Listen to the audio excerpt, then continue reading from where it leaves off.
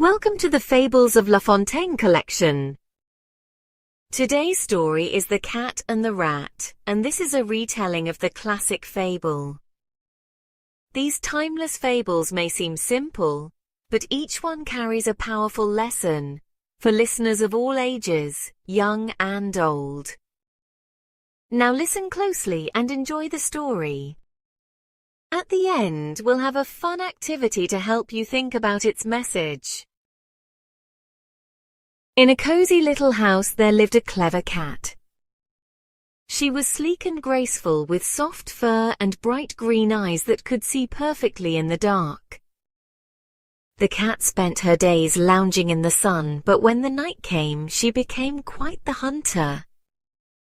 She would silently sneak around the house, always on the lookout for her next meal. And in that house, there was one creature who was always at risk, the rat.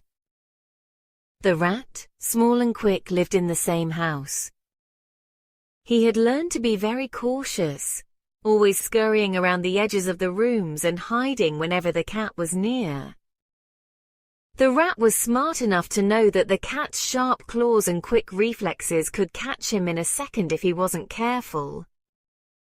So, every day, he would nibble on crumbs and sneak into the pantry at night to find bits of food, hoping to stay out of the cat's reach. One evening, as the cat was prowling around, she spotted the rat near the kitchen. The rat was nibbling on some cheese, completely unaware that danger was near. The cat's green eyes gleamed as she crouched low to the ground, ready to pounce. The rat suddenly turned around, his whiskers twitching, and saw the cat. His heart raced, and he immediately darted for the nearest corner, hoping to escape. "Stop, little rat," the cat called in a soft, sweet voice. "Why are you running away? I just want to talk to you." The rat, still shaking with fear, peered out from behind a jar of sugar. "Talk to me? Why would I want to talk to you? You're a cat, and cats eat rats like me." "Oh, come now," the cat purred. "I'm not going to eat you. I simply want to ask you something." The rat, looking suspicious but curious, stayed where he was. "What do you want to ask?" The cat smiled a sly smile. "I've been thinking, rat.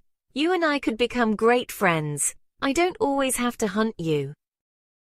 You see, I've been quite lonely lately. You could even come and visit me in my favorite spot by the fireplace. I would let you sit there and have a nice warm place to rest."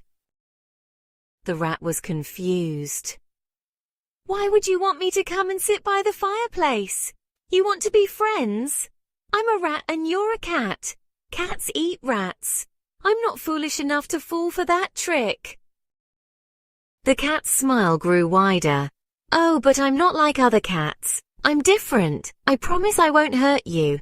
I just want to talk and maybe share some of my food.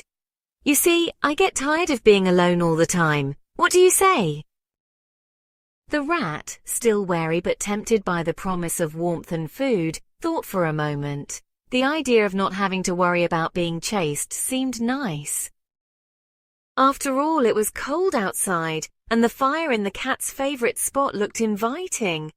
Maybe this cat really was different. "All right," said the rat. "I'll come with you, but only because you promise not to hurt me." The cat's green eyes gleamed with satisfaction. "Of course you have nothing to fear. Come along, little rat." The cat led the rat to her favorite spot by the fire. The rat sat there enjoying the warmth, but he couldn't shake the feeling that something wasn't right. The cat, however, seemed to be in no hurry, stretching out and looking quite relaxed.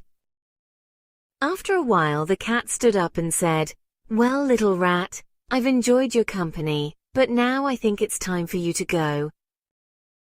The rat's heart skipped a beat. "What do you mean? You promised to be my friend." The cat smiled wickedly. "Oh, I did promise that, didn't I? But you see, I wasn't being entirely truthful. I'm a cat, and as you know, cats eat rats. So now that we've had our little chat, it's time for you to become my dinner." The rat's eyes widened with terror. He had fallen for the cat's trick just like she had planned all along. But just as the cat prepared to pounce, the rat made a desperate leap for the door and ran out of the room, faster than the cat could follow. The cat, frustrated, hissed and swiped at the air, but the rat was already gone. The rat ran as fast as he could, darting through the house and hiding in a small hole in the wall where the cat could never reach him. He took a deep breath, realizing how close he had come to becoming the cat's next meal. "Whew, that was too close," the rat muttered to himself. "I was almost tricked into trusting that cat. I'll never forget that lesson." Great job sticking with the story all the way to the end. Now it's time to see how well you understood the moral, with a fun multiple-choice quiz. You'll find the answers in the comment section. Take your time with the questions, and don't forget to leave a comment below to let us know if you enjoyed the story. Your feedback really helps us improve. If you liked it, show your support by hitting the like button. It truly makes our day. And don't forget to subscribe for more stories. Thank you so much for being with us.